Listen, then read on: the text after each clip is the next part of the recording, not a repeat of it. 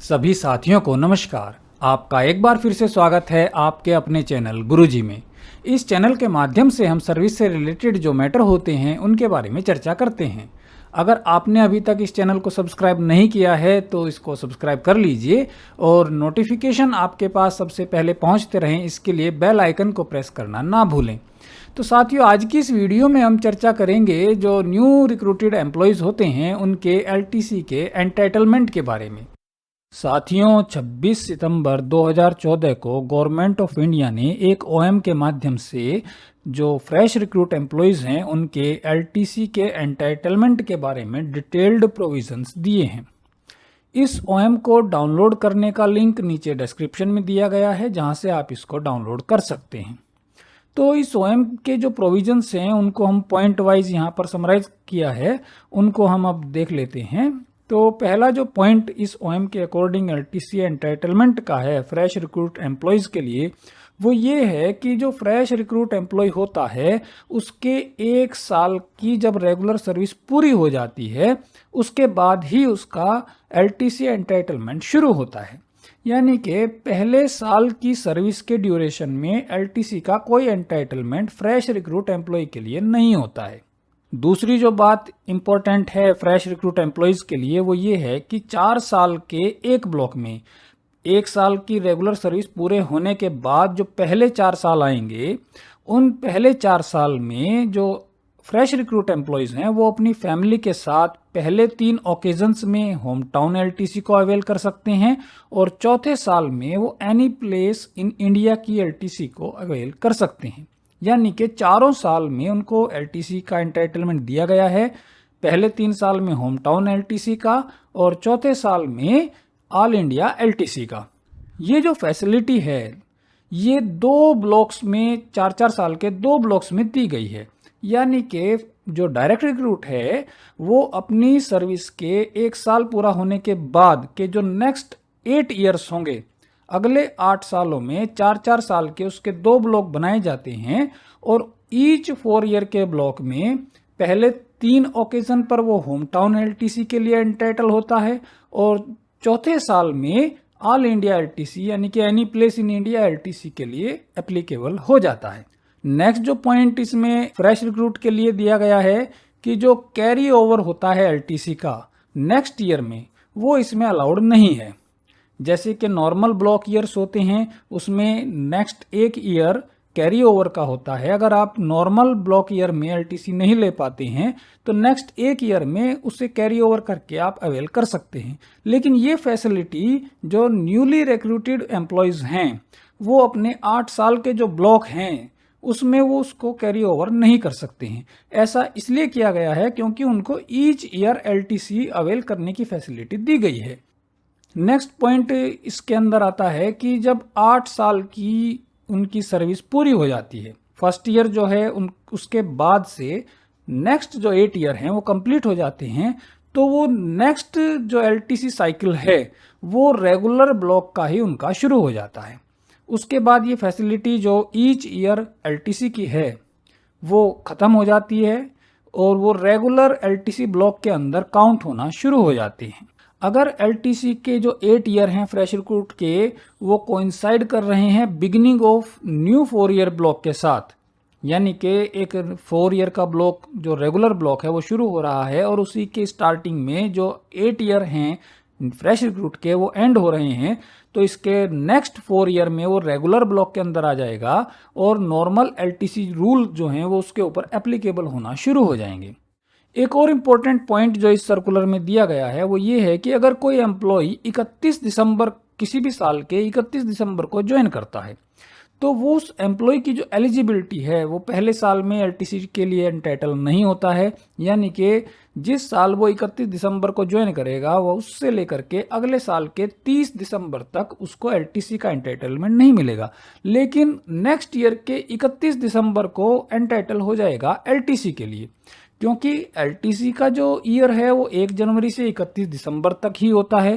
तो next year केवल 1 दिन अवेलेबल होगा। फर्स्ट जो एलटीसी का ब्लॉक मिलेगा उसको वो केवल 1 दिन के लिए मिलेगा 31 दिसंबर ऑफ नेक्स्ट ईयर। उस पर वो अपनी होम टाउन एलटीसी को अवेल कर सकते हैं। यहाँ पर ध्यान रखने वाली बात यह है कि जो 31 दिसंबर का एक दिन मिला है एलटीसी को अवेल करने के लिए, उस पर उनको आउटवर्ड जर्नी ही करनी होती है। इनवर्ड जर्नी, वापसी की जो जर्नी है, वो 31 दिसंबर के बाद की भी हो सकती है। यानी कि उनको एलटीसी जो अवेल करनी है उस एक दिन के लिए, वो 31 दिसंबर को शुरू हो जानी चाहिए। नेक्स्ट जो इम्पोर्टेंट पॉइंट है वो इसमें ये है कि जो होम टाउन है और हेडक्वार्टर्स हैं, अगर वो दोनों एक ही हैं, चाहे वो फ्रेश रिक्रूट है चाहे वो रेगुलर एम्प्लॉई है, आफ्टर 8 इयर्स जो रेगुलर ब्लॉक शुरू होते हैं उसमें भी ये एप्लीकेबल होता है कि होम टाउन और हेडक्वार्टर्स दोनों अगर एक ही प्लेस पर हैं तो होम टाउन एलटीसी का एंटाइटलमेंट नहीं होता है। ना वो फ्रेश रिक्रूट के केस में होता है और ना ही वो रेगुलर एम्प्लॉयज़ के केस में होता है। एलटीसी रूल्स के अकॉर्डिंग जो होम टाउन है वो हेडक्वार्टर से डिफरेंट प्लेस पर होना जरूरी है। अगर ऐसी सिचुएशन राइज हो जाती है जहां पर जो फ्रेश रिक्रूट है उसका होम टाउन हेडक्वार्टर्स में ही है, मान लीजिए कि वो दिल्ली का ही रहने वाला है और दिल्ली में ही जॉब लग जाती है, तो होम टाउन और हेडक्वार्टर दोनों एक ही प्लेस पर हो जाते हैं। तब उस केस में वो जो 8 ईयर में 4-4 साल के 2 ब्लॉक बनते हैं, उसमें 3 ब्लॉक में वो होम टाउन एलटीसी लेता है और चौथे साल में एनी प्लेस इन इंडिया की एलटीसी के लिए एंटाइटल होता है, तो उसमें वो होम टाउन एलटीसी को अवेल नहीं कर पाएंगे। केवल 4th ईयर में और 8th ईयर में ऑल इंडिया एलटीसी को ही अवेल कर पाएंगे। एलटीसी का जो रूल्स हैं, सीसीएस एलटीसी रूल्स 1988, इसका रूल 8 इस बारे में बिल्कुल क्लियर है कि जो एलटीसी है होम टाउन की, वो डिस्टेंस पर डिपेंड नहीं करती है। इससे ये कंक्लूजन निकलता है कि जो गवर्नमेंट सर्वेंट है उसका हेडक्वार्टर और जो होम टाउन है उनके बीच में जो डिस्टेंस है उसके ऊपर ये डिपेंड नहीं करेगी कि मिनिमम इतना डिस्टेंस होना चाहिए, लेकिन इससे कंक्लूजन भी निकलता है कि जो हेडक्वार्टर है और होम टाउन है ये दोनों डिफरेंट प्लेस पर होने जरूरी हैं। इसी के साथ साथ गवर्नमेंट ऑफ इंडिया ने 8 अक्टूबर 2020 को एक और ओएम इशू किया है जिसमें एक्सटेंशन दिया गया है स्पेशल एलटीसी का north east region, Andaman Nicobar, Jammu Kashmir और लद्दाख रीजन के लिए एक्सटेंड किया गया है 2 साल के लिए, 26 सितंबर 2020 से 25 सितंबर 2022 तक के लिए। इस एक्सटेंशन के पीरियड में जो न्यू रिक्रूट हैं उनको एक एडिशनल फैसिलिटी इसमें दी गई है। नॉर्मल केसेस में क्या होता है कि अगर रेगुलर एम्प्लॉय है तो वो अपनी किसी एक होम टाउन एलटीसी को कन्वर्ट करके इन स्पेशल प्लेसेस पर जा सकता है। North east region, Andaman Nicobar, Jammu and Kashmir और लद्दाख की जो यूटी है वहां पर वो होम टाउन एलटीसी को कन्वर्ट कर सकते हैं।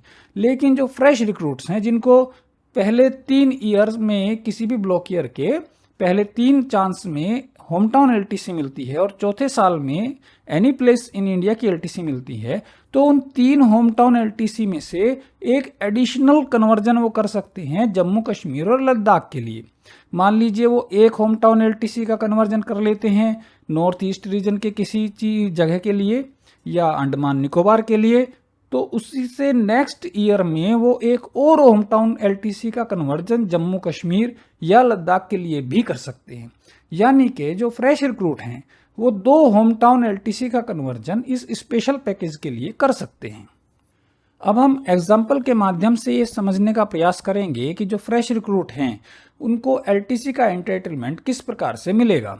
पहला एग्जाम्पल ले लेते हैं। जब फ्रेश रिक्रूट जो है वो साल के मिड में किसी भी डेट को ज्वाइन करता है अपनी सर्विस को, तो उसका एंटाइटलमेंट किस प्रकार से डिसाइड किया जाएगा। इसके लिए इसी ओएम में एक टेबल दी गई है, इस टेबल को हम देखते हैं। मान लेते हैं कि कोई एम्प्लॉय 1 सितंबर 2008 को ज्वाइन करता है, तो 1 सितंबर 2008 से लेकर के 31 अगस्त 2009 तक जो पहला साल है रेगुलर सर्विस का, इसमें उसको एलटीसी का कोई एंटाइटलमेंट नहीं बनता है और उसको एलटीसी नहीं दी जाएगी। इसके बाद 1 सितंबर 2009 से 31 दिसंबर 2009 तक का जो पीरियड है नेक्स्ट ईयर का, इसमें उसको फर्स्ट एलटीसी मिलेगी होम टाउन की। फिर उससे नेक्स्ट ईयर 2010 में सेकेंड ओकेजन पर होम टाउन मिलेगा, 2011 में थर्ड होम टाउन एलटीसी मिलेगी और 2012 में चौथे ओकेजन पर एनी प्लेस इन इंडिया की एलटीसी के लिए एंटाइटलमेंट मिलेगा। ये पहला ब्लॉक ईयर बनता है 4 साल का। इसी तरह से 2013, 2014 और 2015 में 3 होम टाउन एलटीसी मिलेंगी ईच ईयर 5वें, 6ठे और 7वें ओकेजन पर। और 2016 में 1 जनवरी 2016 से 31 दिसंबर 2016 तक एनी प्लेस इन इंडिया की एलटीसी मिलेगी 8वें ओकेजन पर। ये सेकंड ब्लॉक बनता है 4 साल का। इस प्रकार से 4-4 साल के 2 ब्लॉक फ्रेश रिक्रूट के लिए बनेंगे। इसमें अगर हम देखते हैं तो जो रनिंग एलटीसी ब्लॉक है रेगुलर एम्प्लॉयज़ का, 8 साल से जब ज़्यादा की सर्विस हो जाती है उनके लिए रेगुलर एलटीसी के ब्लॉक जो चल रहे होते हैं, ये एलटीसी का ब्लॉक ईयर यहाँ पर 2014 से 2017 का चल रहा है। तो जैसे इस एम्प्लॉय के केस में 8वां जो ओकेजन है एनी प्लेस इन इंडिया का, ये 31 दिसंबर 2016 को पूरा हो जाता है। तो 1 जनवरी 2017 से 31 दिसंबर 2017 तक एलटीसी का कोई एंटाइटलमेंट नहीं बनता है, क्योंकि इस रेगुलर ब्लॉक ईयर में 2014 से 17 के बीच में उसको 2 होम टाउन एलटीसी और एक एनी प्लेस इन इंडिया की एलटीसी ऑलरेडी मिल चुकी है। इसके बाद इसका जो एंटाइटलमेंट है वो रेगुलर ब्लॉक में आ जाएगा 2018 से 2021 का जो न्यू एलटीसी ब्लॉक है, इसमें वो नॉर्मल एलटीसी रूल से एलटीसी को अवेल करेगा। इसके बाद एग्जांपल 2 देखते हैं। जब कोई एम्प्लॉय 1 जनवरी को ज्वाइन करता है, इस केस में मान लेते हैं कि 1 जनवरी 2009 को एम्प्लॉय ज्वाइन करता है, तो 1 जनवरी 2009 से 31 दिसंबर 2009 का जो पूरा साल होता है, पहला साल सर्विस का, इसमें एलटीसी का कोई एंटाइटलमेंट नहीं दिया जाता है, नहीं बनता है। नेक्स्ट ईयर से एलटीसी का एंटाइटलमेंट शुरू होता है। तो इस केस में 2010 में, 2011 में और 2012 में 3 होम टाउन एलटीसी का एंटाइटलमेंट बनता है और चौथे साल में यानी कि 2013 में एनी प्लेस इन इंडिया का एंटाइटलमेंट होता है। ये पहला ब्लॉक है 4 साल का। इसके बाद जो नेक्स्ट ब्लॉक आएगा 4 साल का, उसमें 2014, 2015 और 2016 में 3 होम टाउन एलटीसी का एंटाइटलमेंट बनेगा 5वें, 6ठे और 7वें ओकेजन पर। और 2017 में 1 जनवरी 2017 से 31 दिसंबर 2017 में एनी प्लेस इन इंडिया का एलटीसी एंटाइटलमेंट बनेगा 8वें ओकेजन पर। ये सेकंड ब्लॉक बनेगा 4 साल का। और इसमें हम देखते हैं कि जो रनिंग एलटीसी ब्लॉक है वो 2014 से 17 का चल रहा है। तो जैसे ही इस एम्प्लॉय का 8वें ओकेजन की एलटीसी एंड होती है, रेगुलर एलटीसी ब्लॉक भी एंड हो जाता है और न्यू एलटीसी ब्लॉक 2018 से 21 का जो है 1 जनवरी 2018 से 31 दिसंबर 2021 का जो एलटीसी ब्लॉक है ये शुरू हो जाता है। तो इसके अंदर एलटीसी का एंटाइटलमेंट रेगुलर एम्प्लॉयज की तरह से ही इस एम्प्लॉय का शुरू हो जाएगा। अब हम देखते हैं एग्जाम्पल नंबर 3, जहां पर कि एक फ्रेश रिक्रूट ज्वाइन करता है 31 दिसंबर को। इस पर्टिकुलर केस में एलटीसी का एंटाइटलमेंट किस प्रकार से होगा, अब उसको हम एक बार देखते हैं। तो जैसा कि एम्प्लॉय ने ज्वाइन किया है, इस एग्जाम्पल में हम ले लेते हैं 31 दिसंबर 2011 को। तो 31 दिसंबर 2011 से 30 दिसंबर 2012 तक एम्प्लॉय का जो फर्स्ट ईयर है रेगुलर सर्विस का, उसमें एलटीसी का एंटाइटलमेंट नहीं बनेगा। उसके बाद जो 31 दिसंबर 2012 का एक दिन शेष रहता है इस साल का, इस कैलेंडर ईयर का, इसमें पहले ओकेजन की होम टाउन एलटीसी का एंटाइटलमेंट हो जाता है। तो एम्प्लॉय अगर चाहे तो इस एक दिन के लिए उसको अवेलेबिलिटी है होम टाउन एलटीसी की।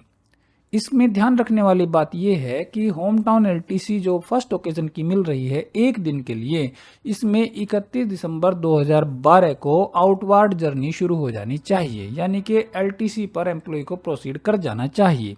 इनवार्ड जर्नी वो लेटर ऑन किसी भी डेट की हो सकती है। इसके बाद कैलेंडर ईयर 2013-2014 में सेकंड और थर्ड ओकेजन की होम टाउन एलटीसी का एंटाइटलमेंट बनता है और फोर्थ ओकेजन पर 2015 में एनी प्लेस इन इंडिया की एलटीसी का एंटाइटलमेंट हो जाता है। तो ये पहले 4 साल हैं पहले ब्लॉक ईयर के एम्प्लॉय के।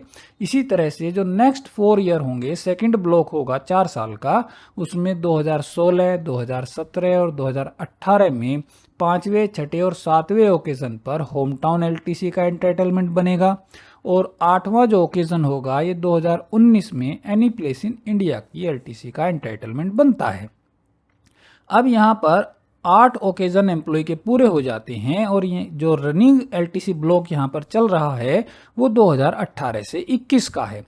तो जैसे ही 2019 में 8वां ओकेजन पूरा होता है, 2020-21 का एक 2 ईयर का ब्लॉक यहाँ पर बैलेंस रहता है रनिंग एलटीसी ब्लॉक का। इसमें इस एम्प्लॉय को होम टाउन एलटीसी का एंटाइटलमेंट मिलता है। इसके बाद 2022 से 25 का न्यू एलटीसी ब्लॉक इस एम्प्लॉय के ऊपर एप्लीकेबल होना शुरू हो जाएगा और रेगुलर जो एलटीसी रूल्स हैं उन्हीं के अकॉर्डेंस में एलटीसी का एंटाइटलमेंट एम्प्लॉय का बनेगा।